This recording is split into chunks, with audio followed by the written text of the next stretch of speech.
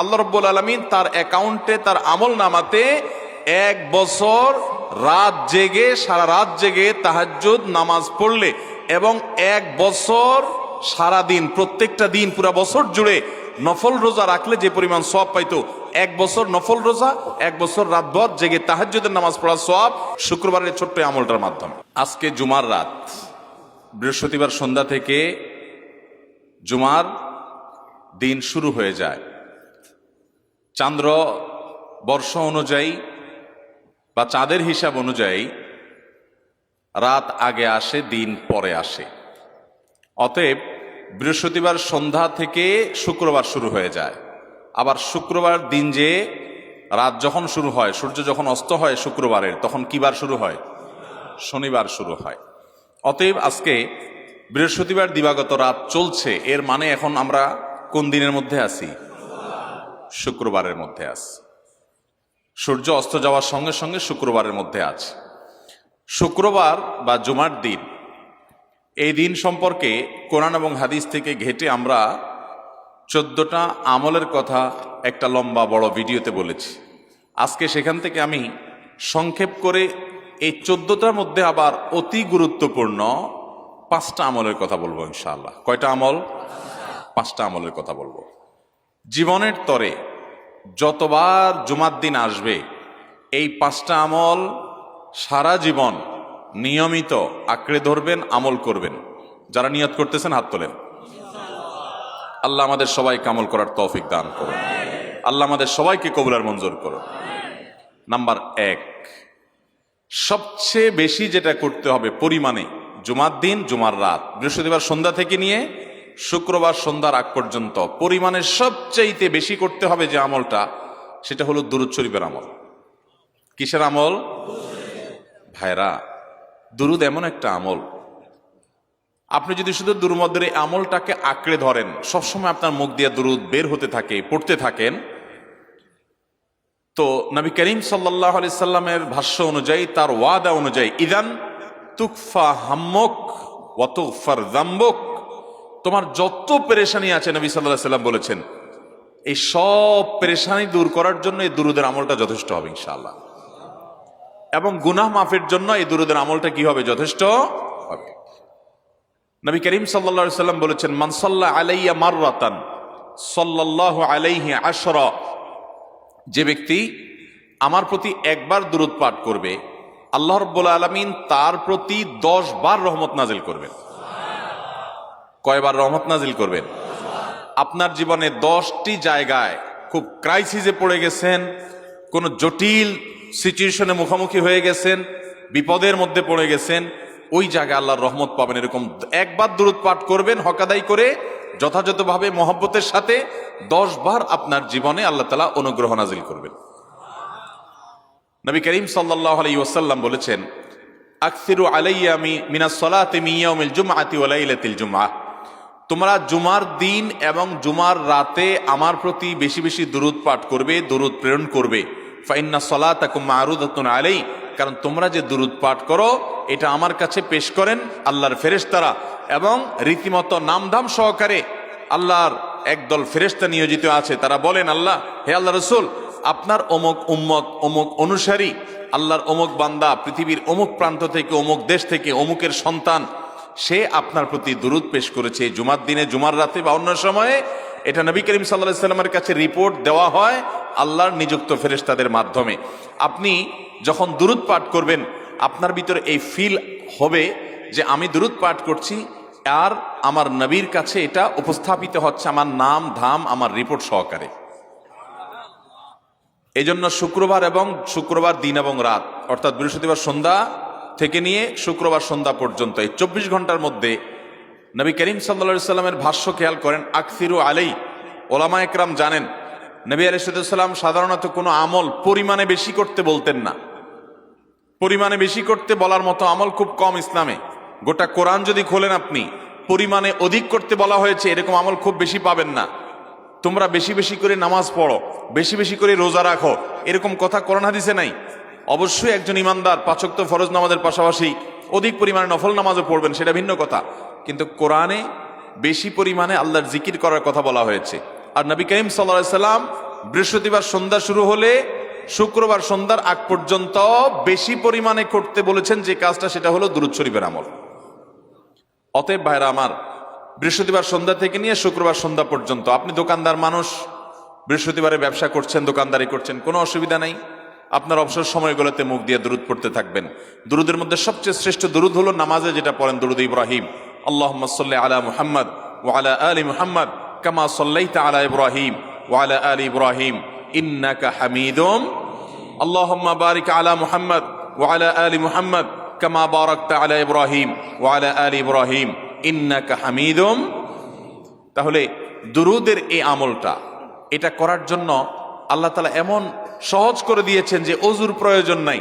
আপনার ওযু নাই, তারপর আপনি দুরূদ পাঠ করতে পারবেন। এবং আপনি এই বড় দুরূদ পড়ার মতো সময় নাই, তো আপনি একেবারে সবচেয়ে সংক্ষিপ্ত দুরূদ পড়েন সাল্লাল্লাহু আলাইহি ওয়াসাল্লাম, তাতেও দুরূদ পাঠের সওয়াব পাবেন। চেষ্টা করব তো ইনশাআল্লাহ। শুক্রবার আসবে, দুরূদ বেশি বেশি করে পাঠ করব। আপনি দোকানে কাজ করেন, আপনার দোকানে আপনার সহকর্মী আরো কাজের লোক আছে, আপনি সবাইকে স্মরণ করাবার জন্য নিজে জোরে জোরে দুরূদ শরীফ পড়বেন এবং বলবেন যে শুক্রবার শুরু হয়ে গেছে, সবাই দুরূদ শরীফের আমল করো। ভাইরা আমার, আমি আমার জীবনের কথা বলতে পারি। আমার জীবনে ওই যে হাদিসের উপরে ইয়াকিন এবং বিশ্বাস আলহামদুলিল্লাহ ছিল, আমার জীবনে আমি অনেকবার দেখেছি এরকম জটিল পরিস্থিতি হয়েছে যে দেয়ালে পিঠ থেকে গেছে, নড়ার জায়গা নাই, আর কোন আপাত দৃষ্টি থেকে এই বিপদ থেকে উদ্ধারের কোনো পথ নাই। দুরুদ, ইস্তেগফার, দোয়া ইউনুস, এই তিন আমল পাশাপাশি ইয়া জাল জালালি ওয়াল ইকরাম, এই চারটা জিনিসকে এমন ভাবে ধরছে, বিশেষ করে দুরুদ, স্পেশালি সারাক্ষণ দুরুদ। আল্লাহ রাব্বুল আলামিন এমন ভাবে সহযোগিতা করেছেন, এমন ভাবে উদ্ধার করেছেন যে কল্পনা করলে অবাক লাগে এখন যে এটা কিভাবে সম্ভব। ভাইরা আমার, এক সাহাবী নবী করিম সাল্লাল্লাহু আলাইহি ওয়াসাল্লামের কাছে এসে বলছি, ইয়া রাসূলুল্লাহ, আমি যে দোয়া করি, এই দোয়ার মধ্যে আমি নিজের জন্য করব, আমার ছেলে মেয়ের জন্য করব, অনেক কিছু করব, এটা সেটা, রিজিক চাইবো, সুস্থতা চাইবো, অনেক কিছুই তো আল্লাহর কাছে চাইবো।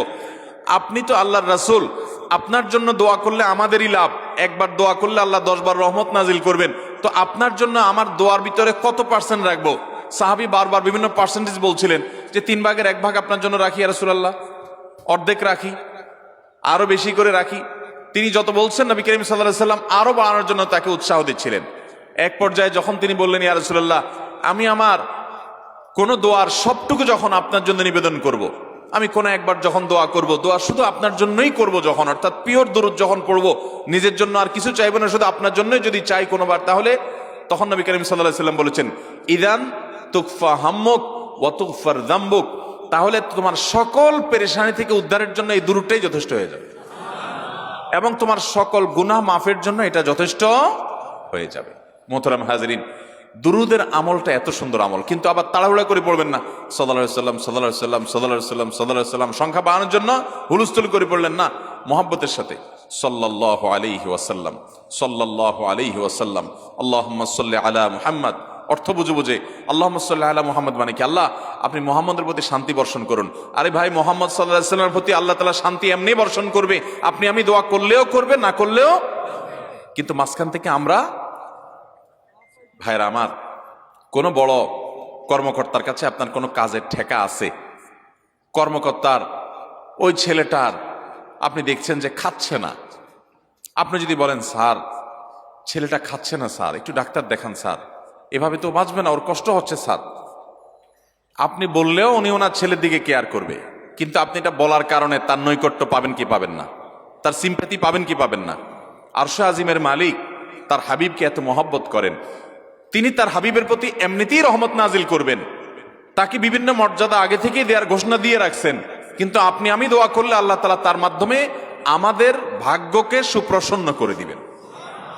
দুরূদের আমলকে জীবনের তরে আঁকড়ে ধরবেন ভাই, শুধুমাত্র জুমার দিন আর জুমার রাত না, সব সময় অধিক পরিমাণে। এরাবিয়ানদের মধ্যে আমলটা খুব বেশি আছে, তাদের দেখবেন তারা দুইটা আমল, মুখে দুইটা আমল, ভালো মন্দ তাদের মধ্যেও আছে, কিন্তু এই দুইটা আমল তাদের মধ্যে খুব ভালো। বেশিরভাগ মানুষই দেখা যায় অবসর সময় আস্তাগফিরুল্লাহ, ইস্তিগফার করছে অথবা দুরূদের আমল করছে। আমাদের অবসর সব সময়গুলো নিয়ে গেছে মোবাইল ফোন। ভাইরা আমার, 4 বছর 5 বছর 6 বছর 7 বছর 10 বছর ধরে মোবাইল টিপতেছেন, ফেসবুক টিপতেছেন, ইউটিউব টিপতেছেন, বুকে হাত দিয়ে আমাকে জবাব দেয়া লাগবে না, নিজের বিবেককে একটু জবাব দেন। এই 10 বছর ফেসবুক, ইউটিউব, টিকটক, হোয়াটসঅ্যাপ টিপে আপনার অর্জন কি হয়েছে একটু হিসাব মিলান।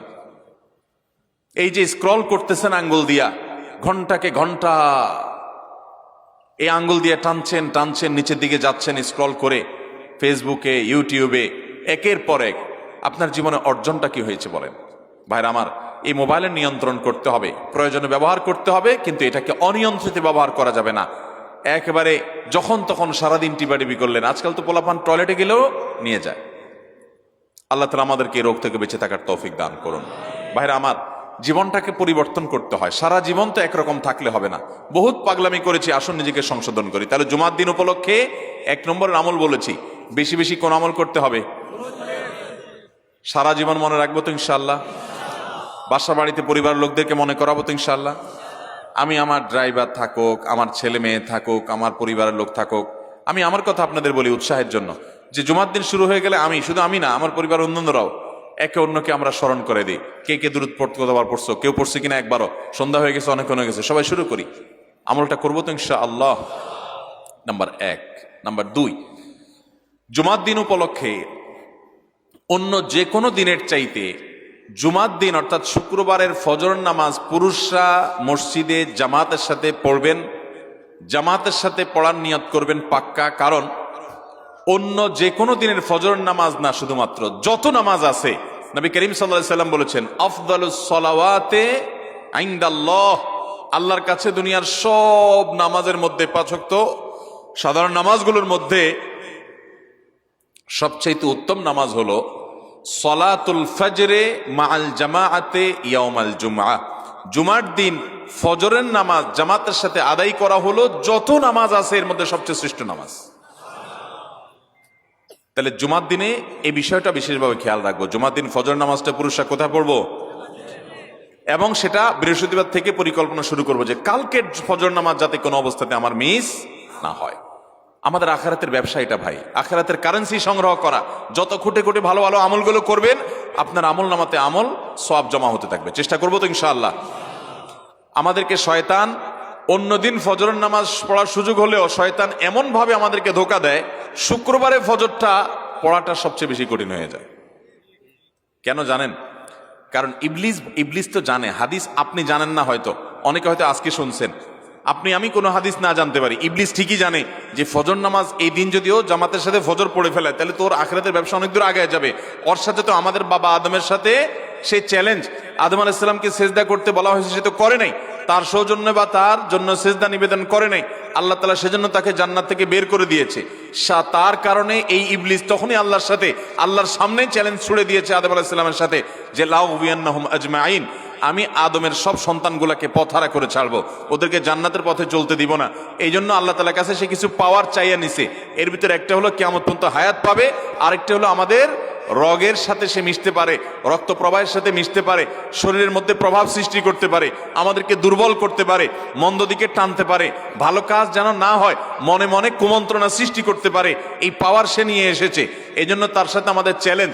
সে হাদিস জানে যে জুমার দিন ফজর পড়লে আমাদের অনেক লাভ হয়ে যাবে। এই জন্য সে বৃহস্পতিবার রাতে, অন্য দিন যদি আপনি 10টা 11টা বা 11:30টায় ঘুমান, 12টায় ঘুমান, জুমার দিন অর্থাৎ বৃহস্পতিবার দিবাগত রাতে আইসা ইবলিস বলে, আরে পাগল হইছস, কালকে হলো শুক্রবার, দোকানদারি নাই, ব্যবসা নাই, চাকরি নাই, মহিলাদেরকে বলে কালকে পোলাপানের স্কুল নাই, মাদ্রাসা নাই, আজকে একটু টক শো, মিষ্টি শো, নাটক, সিনেমা, ইউটিউব, ফেসবুক, ওয়াজই শুন অন্তত। শয়তান কি বলে? ঠিক আছে, তো যদি এত ফিল্ম দেখতে মনে না চায়, তো যদি মুসলমান হস, নেককার হস, তো ঠিক আছে, অমুক হুজুরের ওয়াজ শুন। এই হুজুরের ওয়াজ শোনাত লাগাই দিয়ে রাত 1টা 2টা পর্যন্ত পার করে দিল। এরপরে ফজর নামাজ ওর জামাতের সাথে মিস শেষ। ভাইরা আমার, প্রত্যেক বৃহস্পতিবার আসলে সন্ধ্যার সময় প্রতিজ্ঞা করব, সপ্তাহের অন্য দিন যদি আমার ত্রুটি বিচ্যুতি হয়ও আমি সেটাকে কারেকশন করার চেষ্টা করব, কিন্তু শুক্রবার ফজরটা পুরুষ হিসাবে আমি জামাতের সাথে পড়বই পড়বো। তার জন্য রাতে আগে আগে শোবো, ডাবল ট্রিপল অ্যালার্ম দিয়ে শোবো, অন্য নামাজি বন্ধুকে বলবো ফোন দিয়ে ডেকে দিবি, একে অন্যের সহযোগিতা করব, কিন্তু ফজরের নামাজ জুমার দিন ছাড়বো না ইনশাআল্লাহ। ঠিক আছে তো? কয়টা আমল হলো? 2টা। মনে রাখবেন তো ইনশাআল্লাহ? আগামী বছর তো আমার মাহফিল আমি আর করব না, কিন্তু আগামী বছর যে মাহফিল করবেন সে আলোচককে আমি রিকোয়েস্ট করবো ইনশাল্লাহ, আয়োজকরা এটার সবক যেন নেয় আগামী বছর। দিতে পারবেন তো ইনশাল্লাহ? আমল যদি করেন তাহলে সবক ঠিকই দিতে পারবেন। ওই যে ভাই সবগুলো শুনে দিছে, কারণ এই আমল করেন। আচ্ছা, 3 নম্বর আমল হলো সূরা কাহাফ পড়বো। কোন সূরা পড়বো? সূরা কাহাফ। যারা কোরআন পড়তে পারেন না তারা শুনবেন, আর যারা পড়তে পারেন তারা নিজে পড়বেন। সূরা কাহাফ যদি জুমার দিন কেউ পড়ে, নবী করিম সাল্লাল্লাহু আলাইহি সাল্লাম বলেছেন এই সূরাটা তার জন্য নূর হবে, নূর, আলো আল্লাহর তরফ থেকে। কিয়ামতের ময়দানে ভয়াবহ গুটগুটে অন্ধকার হবে। কিয়ামতের একটা ভয়াবহ শাস্তি হলো অন্ধকারের শাস্তি। ভাইরা আমার, অন্ধকারের শাস্তি মানে এমন ভয়াবহ অন্ধকার হবে যে দুনিয়ার অন্ধকারের সাথে কোনো তুলনাযোগ্য নয়। সেই ভয়াবহ অন্ধকারে কিছু আমল আছে যে আমলগুলো মানুষের ওই অন্ধকারের মধ্যে আলোর কাজ দিবে। এর মধ্যে একটা হলো অজুর অঙ্গগুলো যদি কেউ ভালো করে অজু করে, সুন্দর করে ডলে ডলে যেন শুকনা না থাকে, উত্তম রূপে যদি অজু করে কেউ, পানি অপচয় না করে, পানি অল্প নয় কিন্তু ডলে বেশি, সুন্দর করে যদি কেউ অজু করে, এই অজুর অঙ্গগুলো কিয়ামতের ময়দানে উজ্জ্বল হয়ে জলজল করে জ্বলতে থাকে এবং তার জন্য আলোর কাজ দেয়। সবাই যখন অন্ধকারের আযাবের মধ্যে নিমজ্জিত থাকে, হাউতাশ করে, তখন এই ব্যক্তির এই আমলটা তার আলো ভূমিকা আসে। আর আরেকটা হলো এই সূরা কাহাফ। অন্য অনেক উলামা ইকরাম বলেছেন এর ব্যাখ্যা হলো সূরা কাহাফ যদি কেউ এক বৃহস্পতিবারে পড়ে, পরের বৃহস্পতিবার পর্যন্ত, এক শুক্রবারে যদি পড়ে, পরের শুক্রবার আগ পর্যন্ত পুরা সপ্তাহব্যাপী তার ভিতরে নূর, ঈমানের নূর, তাকওয়ার নূর, ইলমের নূর, আমলের নূর, ভালো মানুষ হওয়ার নূর তার ভিতরে আল্লাহ তাআলা সৃষ্টি করে দিবেন। এই জন্য জুমার দিন সূরা কাহাফ পড়বো তো ইনশাআল্লাহ। আলহামদুলিল্লাহ ভাই, আপনাদেরকে যে আমলগুলো করছি এগুলো আমি, আমার পরিবার সদস্য, পরিচিত, সহকর্মী, আমি চেষ্টা করি সবাইকে স্মরণ করানোর এবং আমল করার চেষ্টা করি। আপনাদেরকেও বলছি ভাই, জুমার দিন যেহেতু, অতএব আজকে জুমার দিন উপলক্ষে বলে যাচ্ছি, জুমার দিনের এই 14-15টা আমলের মধ্যে সামারি করে আমি 5টা আমল করে দিচ্ছি যে এগুলোর গুরুত্ব অনেক বেশি অন্য অনেকগুলো চাইতে, এগুলো বিশেষভাবে করব। তাহলে এর মধ্যে প্রথমটা চলে গেল দুরুদ বেশি বেশি করে পড়বো। দ্বিতীয়টা হলো জুমার দিনের ফজর নামাজ কোন অবস্থাতে জামাতের সাথে পড়া মিস করবো না, কারণ নবী সাল্লাল্লাহু আলাইহি সাল্লাম বলেছেন সকল নামাজের মধ্যে সবচেয়ে সেরা, উত্তম, শ্রেষ্ঠ নামাজ, অর্থাৎ ওয়াক্তিয়া নামাজের মধ্যে সবচেয়ে শ্রেষ্ঠ নামাজ হলো জুমার দিনের ফজরের নামাজ জামাতের সাথে পড়া। তাহলে মহিলারা কি করবে? মহিলারা পুরুষদেরকে উঠায় উঠায় মসজিদে পাঠিয়ে দিবে এবং সহযোগিতা করবে, তাহলে তার মাধ্যমে তারাও একই সওয়াব পেয়ে যাবেন।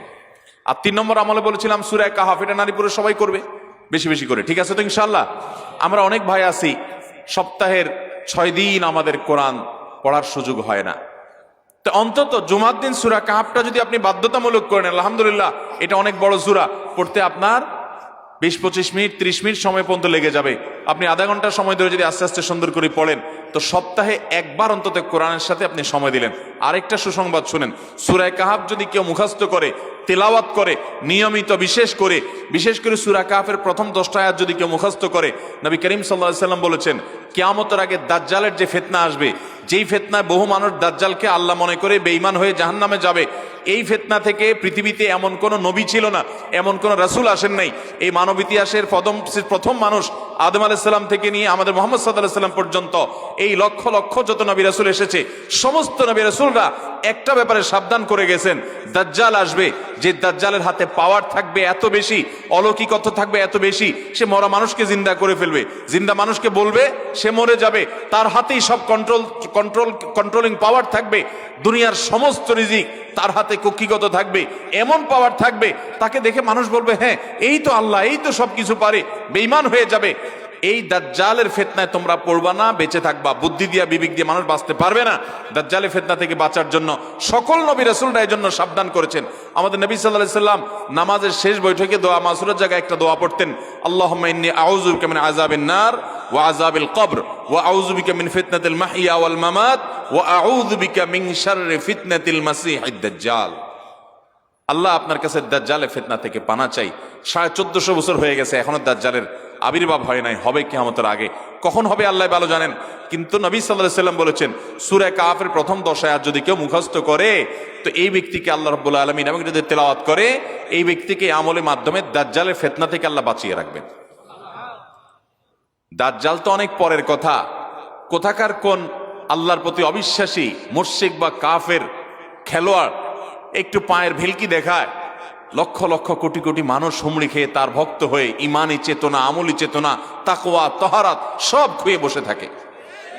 আর সেখানে দাজ্জালের মতো এরকম মিরাকল, সব মিরাকল তার হাতে থাকবে।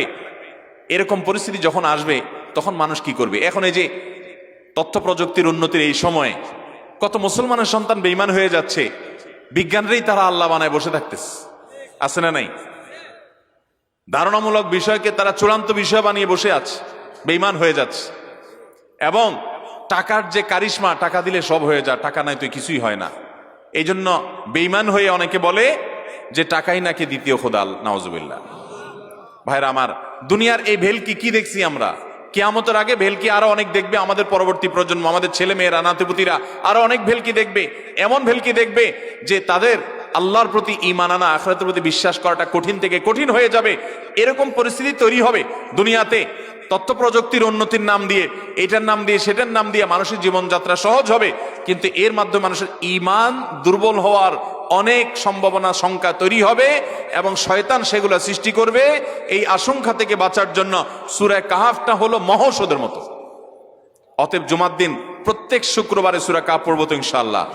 মায়েরা, বোনেরা, আমরা ভাইয়েরা যারা আছি, বাবারা যারা আছি, আল্লাহর ওয়াস্তে জীবনের তরে নিয়ত করে নেন আজকের মাহফিল থেকে, জীবনে কখনো বৃহস্পতিবার সন্ধ্যা থেকে শুক্রবার সন্ধ্যার আগ পর্যন্ত আমার হাজার ব্যস্ততা থাকুক, সূরা কাহাফটা পড়া ছাড়া আমি কোনো কাজ করব না ইনশাআল্লাহ।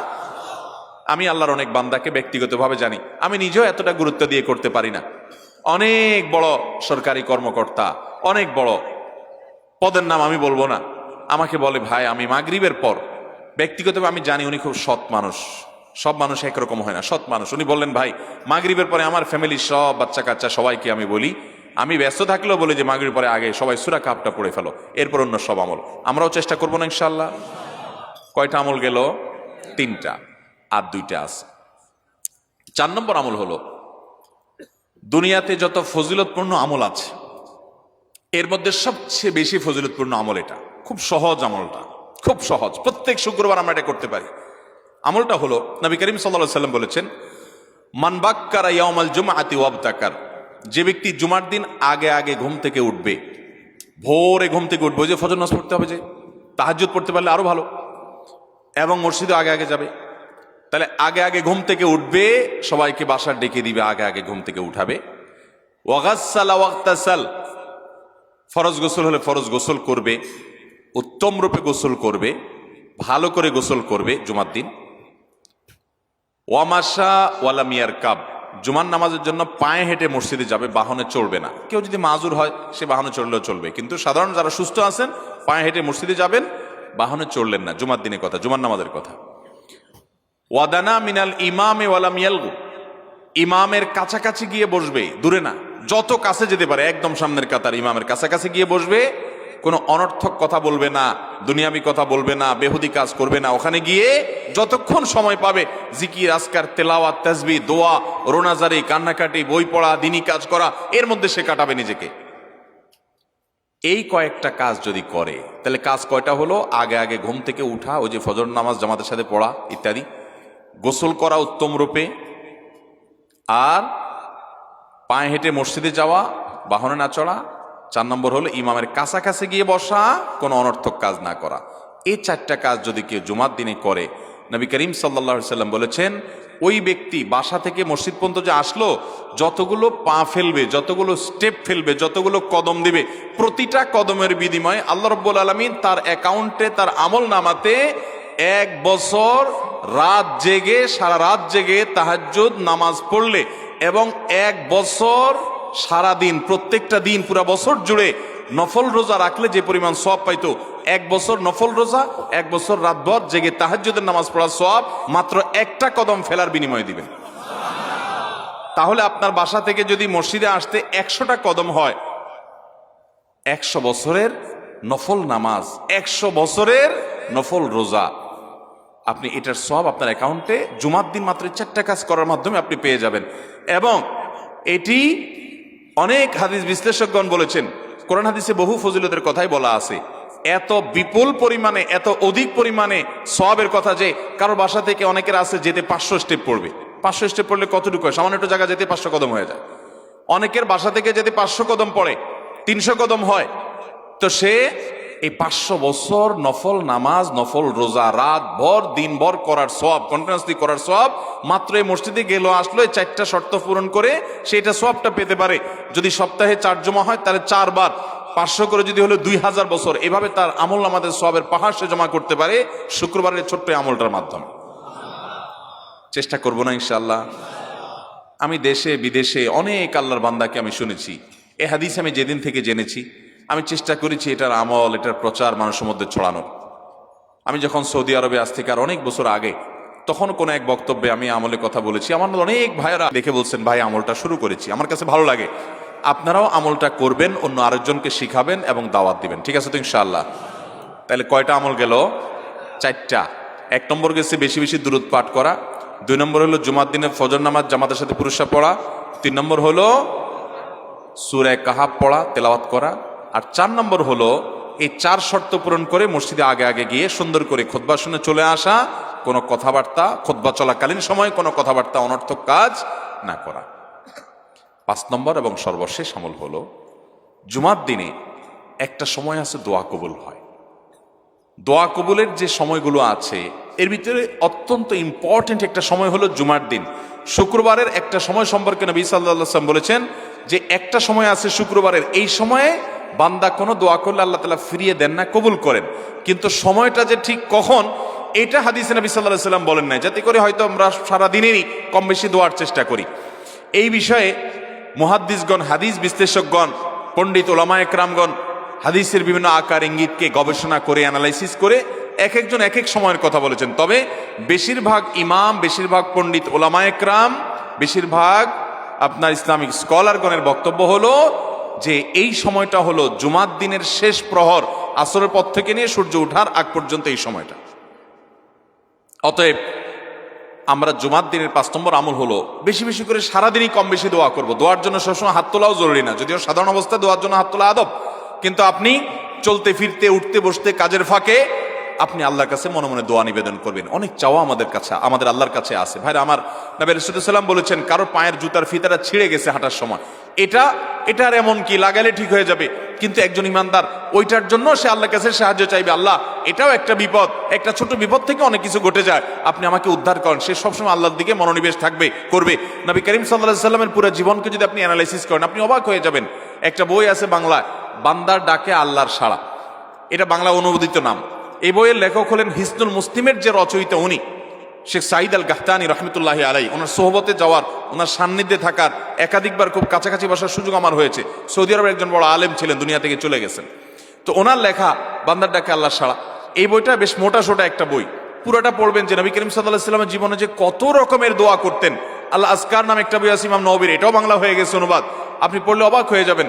ডক্টর খন্দকার আব্দুল্লাহ জাহাঙ্গীর রাহিমাহুল্লাহ রাহে বেলায়েত একটা বই আছে দোয়া এবং জিকিরের, আপনি অবাক হবেন যে কি পরিমাণ দোয়া এবং জিকির নবী সাল্লাল্লাহু আলাইহি ওয়াসাল্লাম জীবনে পড়তেন। ঘুম থেকে উঠার সময় দোয়া আছে না নাই? এরপরে ঘুম থেকে উঠে যখন আপনি বাথরুমে যাবেন দোয়া আছে না নাই? আবার টয়লেটে গেলেন, টয়লেট সেরে আসলেন, আপনি ওযু করবেন, ওযুর জন্য দোয়া আছে না নাই? বিসমিল্লাহ। এরপরে ওযু শেষ করলেন, কালিমায়ে শাহাদাত আছে না নাই? এরপরে আপনি যখন ঘর থেকে বের হয়ে মসজিদে যাবেন, বের হওয়ার দোয়া আছে। বের হয়ে আপনি মসজিদে যাচ্ছেন, যাই পথে পড়ার আলাদা দোয়া আছে। এরপরে আপনি মসজিদে প্রবেশ করবেন, তার জন্য দোয়া আছে। মসজিদে ঢুকার পরে মসজিদে ঢুকার নামাজ আছে। এরপরে মসজিদে নামাজ বন্দিগি ইবাদত জিকির করে বের হচ্ছেন, সেটার জন্য আবার দোয়া আছে। আবার আপনি যাচ্ছেন, কাজকর্মে যাচ্ছেন, বাজারে যাচ্ছেন, সেটার দোয়া আছে। স্ত্রী সহবাস করার সময় দোয়া আছে। দোয়া নাই, জিকির নাই, এমন কোনো মুহূর্ত ইমানদারের জীবনে থাকতে পারে না। নবী করিম সাল্লাল্লাহু আলাইহি ওয়াসাল্লাম এই পরিমাণ দোয়া করতেন। এই জন্য ভাইয়েরা, দোয়া যদি সবসময় করতে কষ্ট হয় হাত তুলতে, আপনি হাত তোলা ছাড়া শুক্রবারে দোয়া করেন, দোয়াটা অনেক বেশি করা দরকার। আমাদের কত জিনিস আল্লাহর কাছে চাইতে হয়, আমরা আল্লাহর কাছে চাই না। পেটে অসুখ হয়েছে, আমরা ডাক্তারের কথা মাথায় আগে আসে, আপনি ওষুধ খান, ওষুধ খাওয়া সুন্নত, কিন্তু ইমানদার সবকিছুর আগে আল্লাহর কথা স্মরণ করবে এবং আল্লাহর কাছে বলবে আল্লাহ আপনি সহজ করে দেন। আপনার অসুখ হয়েছে, সবকিছুর আগে নাপার কথা মনে আসে, আরে ভাই প্যারাসিটামলের কথা মনে আসে, এটা দোষের না, কিন্তু আপনার মনে আগে আসতে হবে যে নবী সাল্লাল্লাহু আলাইহি ওয়াসাল্লাম দোয়া শিক্ষা দিয়েছেন, যদি কেউ ব্যথার জায়গায় হাত দেয় এবং পড়ে আউযু বিইজ্জাতিল্লাহি ওয়া কুদরাতিহি মিন শাররি মা আজিদু ওয়া হাজির, আল্লাহ রাব্বুল আলামিন তার ব্যথা দূর করে দিবেন। এক সাহাবী এই হাদিসের উপর আমল করে তৎক্ষণাৎ তার ব্যথা দূর করেছেন। শুধু ইয়াকিনের অভাব, শুধু বিশ্বাসের অভাব, ঈমানের অভাব। তাহলে আমাদের আল্লাহর দিকে মনোনিবেশ করতে হবে দোয়ার জন্য বেশি বেশি। তাহলে শুক্রবারে 5 নম্বর আমল হলো বেশি বেশি কি করবো ইনশাআল্লাহ? দোয়া বেশি বেশি দোয়া করবেন, উঠতে বসতে চলতে ফিরতে। বিশেষভাবে সূর্য ডুবার আগের যে সময়টা শুক্রবার, অর্থাৎ দিনের শেষ সময়টা, বিশেষভাবে আল্লাহ তাআলার কাছে দোয়া করব। ঠিক আছে তো ইনশাআল্লাহ?